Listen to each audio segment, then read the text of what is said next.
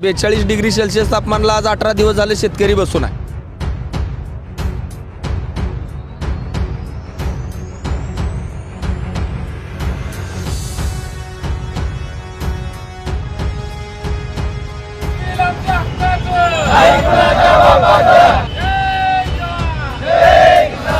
पालकमंत्र्यांना काही देणं घेणं नाही, म्हणजे राजाला दिवाळी माहीत नाही अशा प्रकारचा असं नाही. हा आमचा पालकमंत्री आहे. अमोल पाटील, तुळजापूर तालुक्यातला मी एक ऊस उत्पादक शेतकरी आहे.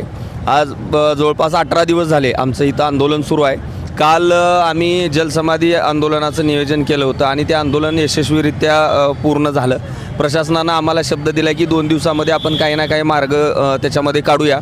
सन्माननीय जिल्हाधिकाऱ्यासोबत सुद्धा बैठक झाली आणि जिल्हाधिकाऱ्यांना पण आपण विनंती केली आहे की RRC या एकाच मुद्द्यावरती तुम्ही अडून राहू नका, कारण RRC च्या कारवाईला वेळ लागतो. हेवी आणि हेल्दी प्रोसेस आहे, त्यामुळे शेतकऱ्याला त्यात किती न्याय मिळतो यामध्ये सुद्धा शंका राहते.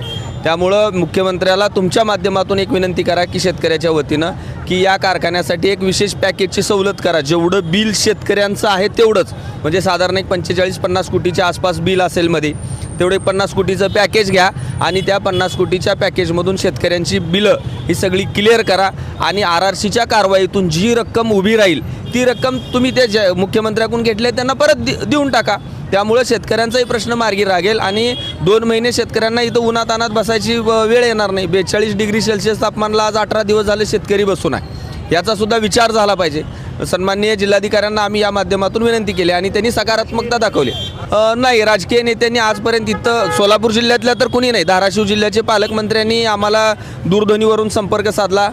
उमरगा लोहाऱ्याचे जे आमदार आहेत सन्माननीय स्वामी सर, तेही या ठिकाणी येऊन गेले. धाराशिव कळमचे जे आमदार आहेत कैलासदादा पाटील, तेही या ठिकाणी येऊन गेले आणि तुळजापूरचे जे आमदार आहेत सन्माननीय राणा जगजितसिंहजी पाटील साहेब यांनी सुद्धा फोनवरून संपर्क साधला. त्यांनी राणादादांनी आम्हाला 10 तारखेपर्यंत यातून मार्ग काढू असा आम्हाला शब्द दिला होता.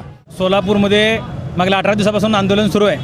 आपण बघितलं असेल, काल जलसमाधीच्या आंदोलनानंतर पालकमंत्र्यांना प्रतिक्रिया विचारल्या असता पत्रकारांनी पालकमंत्र्यांनी सांगितले की मला त्या ठिकाणी आंदोलन चालू आहे याची कल्पना नाही आणि मला या आंदोलनकर्त्यांनी निवेदन दिलेलं नाही. आपण बघतोय मागील 18 दिवसापासून जेव्हा आंदोलन चालू झालं त्या दिवशी आंदोलनाची सुरुवातच खरं मोर्चा काढून केलं होतं. त्या मोर्चाची आंदोलन सुरुवातची बातमी असेल किंवा दुसऱ्या दिवशी हा मंडप मारताना या ठिकाणी पोलीस प्रशासनाने अडवल्यामुळं आंदोलनकर्त्यांमध्ये आणि पोलिसांमध्ये वाद झाला. याच्या बातम्या आपल्यासह सर्वच प्रसारमाध्यमांनी प्रसारित केल्या होत्या. त्याची बातमी पालकमंत्र्यांच्या कानापर्यंत गेली नसावी.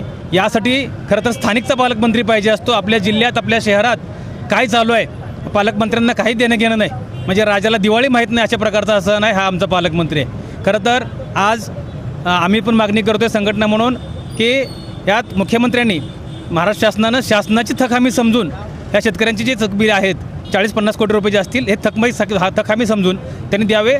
शासनाने ह्या शेतकऱ्यांचे पैसे जमा करावेत आणि जेव्हा RRCची वसुली होईल त्यातून शासनाचे पैसे त्यांनी परत घ्यावेत. ही मागणी एकदम रास्त आहे, कारण RRCच्या प्रोसेसला कमीत कमी 2 महिन्याचा कालावधी लागतो. तेवढा शेतकरी थांबायला आज परिस्थिती तशी नाही.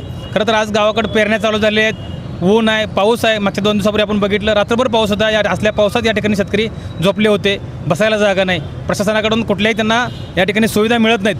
तरी शेतकरी या ठिकाणी आंदोलन चालू आहे. कधी 40-42 टेम्परेचरपर्यंत ऊन आहे, कधी पाऊस आहे. अशा वातावरणात या ठिकाणी, कारण घरी जाऊन तरी करायचं काय हा प्रश्न शेतकऱ्यांच्या समोर आहे. आज मुलांच्या शिक्षणाचा प्रश्न आहे. घरात गेलं तर आज चुलीवर शिजवायचं काय, म्हणून शेतकरी या ठिकाणी स्वतःचा घाम गाळून जे पीक उभा केलं होतं त्या पिकाचे आज 8-10 महिने झाले पैसे मिळायला तयार नसतील तर शेतकऱ्यांनी करायचं काय.